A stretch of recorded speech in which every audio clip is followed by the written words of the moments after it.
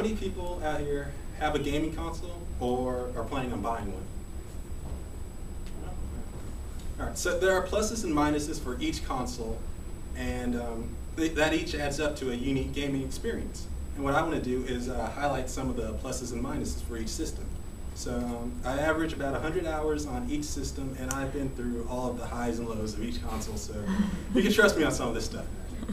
So first I'll tell you about the PC, then the PS3, then the Xbox 360, and I'll end up on the Wii. So first is the PC, which some see as the original console because it has been around the longest out of the four that I mentioned. They're very versatile. Whatever you can think of, a PC will do for you. There's lots of customization options for how much you want to pay. So a $300 laptop will play just about any game you want, but a true gaming PC is going to cost anywhere between $700 and $1,200. But it'll greatly enhance your gaming experience, I promise that. There's also a program called Steam where you can download and run games.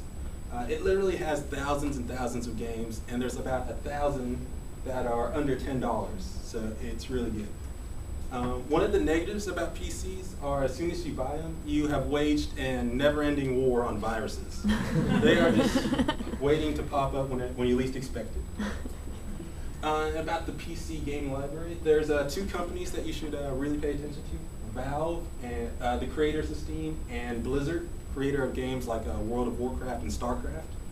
And I also threw Minecraft on there because it's the most addicting game on the planet. Try it out and you'll never see light again. Which the next console is the PlayStation 3. What's great about the PS3 is that it has some PC functions like web browsing. You can hook it up to your printer. It's got editing software. You can watch movies. It's also a great Blu-ray player, by the way. And it also has dedicated servers for most of the games, so you don't have to worry about lag or anything about that. And what's new to the PS3 is cloud saving. So basically you can save your game data on Sony servers. You don't have to worry about corrupt data or running out of memory. Speaking of memory, it also has the new PS3 Slims have a 120 gig hard drive for about $300. But the real negatives about the PS3 are the freezing and the yellow line of death. Basically, the yellow line of death, if you get it, your console has died on you and you have to pay $150 to get it fixed.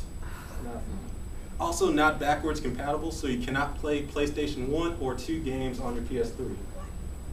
But speaking of games, it also has a huge library. Just Mag, Killzone, Little Big Planet, just to name a few games on the PS3. But, moving on to the Xbox 360, one of the biggest pluses about the Xbox 360 is Xbox Live, which is how you play online multiplayer, which I'm pretty sure most of you do. It does have great online support and a lot of bonus features, but it does cost about $50 to $60 a year.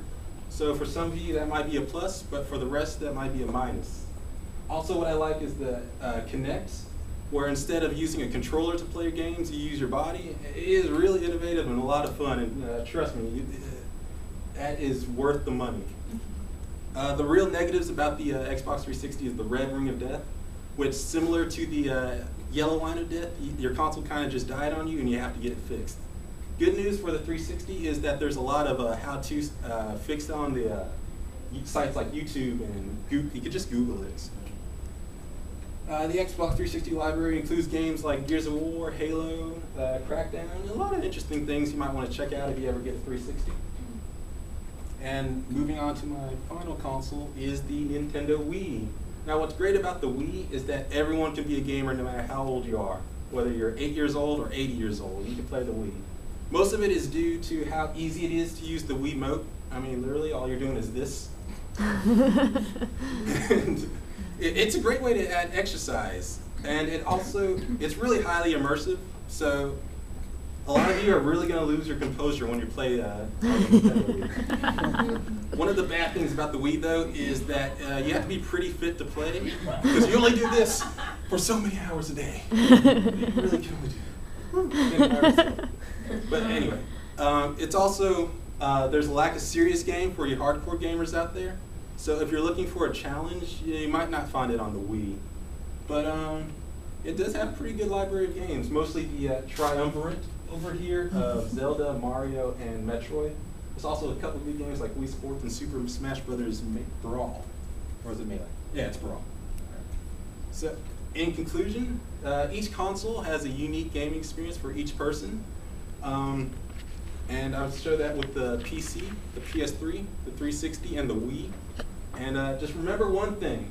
If there isn't any debate between any two consoles, then it probably isn't worth buying.